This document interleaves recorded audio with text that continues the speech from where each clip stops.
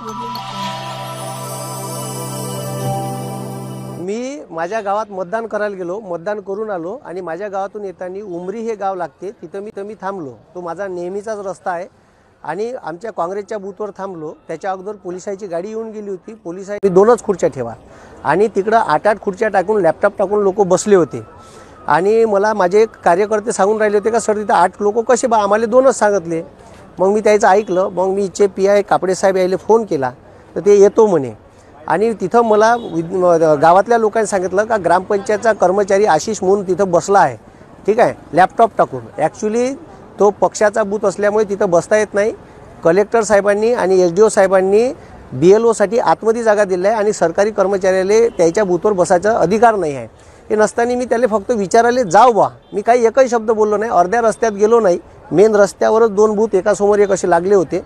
तर सरळ तो गुंडा प्रवृत्तीचा आणि आमदार पंकज भोयरचा पिलांटू सचिन खोशे यानं सरळ आणि त्याच्यावर क्रिमिनलचे बरेचसे आरोप आहे, त्याच्यावर गुन्हे दाखल आहे आणि तो डायरेक्ट माझ्या अंगावर येऊन मला मारहाण करून राहिला, ठीक आहे। मी एकही शब्द बोललोच नाही, म्हणजे मी रस्त्यानं चाललो तर डायरेक्ट माझ्या अंगावर आला, माय बहिणीच्या शिवा दिल्या, ठीक आहे, घाणेरड्या शिवा दिल्या, माझी गच्ची पकडली आणि मला डायरेक्ट मारायला भिडला। म्हणजे मी गफल तिथंच होतो, ठीक आहे। मला माहीतच नाही का हे आपल्यावर हमला करणार आहे का करणार। हे सरळ BJPचे माजलेले जे काही हे लोक आहे पोसून ठेवलेले, पंकज भोयर यांनी पोसून ठेवलेले लोक असे अरेरावी करतात आणि सरळ आणि त्याच्यानंतर बाकीचे लोक गावातले धावत आले तर त्याले म्हणे एका पाहून घेईन। माझी पत्नी सहित कुटुंबासहित मी येत होतो। माझी पोरगी माझ्या पत्नीच्या कडीस होती, ती मधात टाकायला आली तर तिथे इथं पकडलं आणि ती मला आडवी आली असताना माझ्या पोरी सगट मारहाण केली। माझ्या पोरीला एक ठुसा लागला, ती रडून राहिली होती। माझी पत्नी मधात आली असताना तिला ओढताण केली आणि तिलाही शिवीगाळ केली। अशा प्रवृत्तीचे लोक इथं महाराष्ट्रात राज करून राहिले आणि या वर्धेत सुद्धा याचा गुंडाराज सर्रास चालू आहे आणि त्याच्यावर एक प्रदेश प्रवक्ता राष्ट्रवादीचा असताना माझ्यावर त्यांनी हमला केला। म्हणजे तुम्ही विचार करा, मी एकही शब्द बोललोच नाही, म्हणजे मी डायरेक्ट रस्त्यानं मधातून चाललोच होतो तर डायरेक्ट माझ्यावर हमला केला।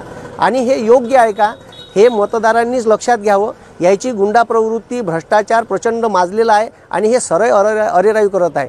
मी काही एकही शब्द बोललो नसताना ही मारझोड केलेली आहे, ठीक आहे। आणि सरळ त्याच्यानंतर पुन्हा एक ठाकूर म्हणून तिथं माणूस आहे, एक जवादे म्हणून स्त्री आहे, ती सरळ माझ्या अंगावर आली, मला शिवीगाळ करू लागली, आई बहिणीच्या शिवा दिल्या, घाणेरड्या। मी ऐकूनच राहिलो, माझं काही त्याच्यात स्टेटमेंट नव्हतं, तरी त्यांनी अशा पद्धतीचं माझ्यावर डायरेक्ट हल्ला करणं हा योग्य आहे का? हे लोकांनी समजून घ्यावं। आणि आता याच्यावर मी रिपोर्ट द्यासाठी पोलीस स्टेशनला आलो आहे, ठीक आहे। म्हणजे अक्षरशः हे प्रशासनाले ऐकत नाही आणि प्रशासन झोपीत होतं का तिथं ग्रामपंचायतचा कर्मचारी लॅपटॉप घेऊन पंकज भोयरच्या बूथमध्ये बसून आहे आणि तिथून पावत्या वाटून राहिला। हे लक्षात घेणं गरजेचं आहे। म्हणून मी आता पोलीस स्टेशनला तक्रार दाखल करायसाठी आलो।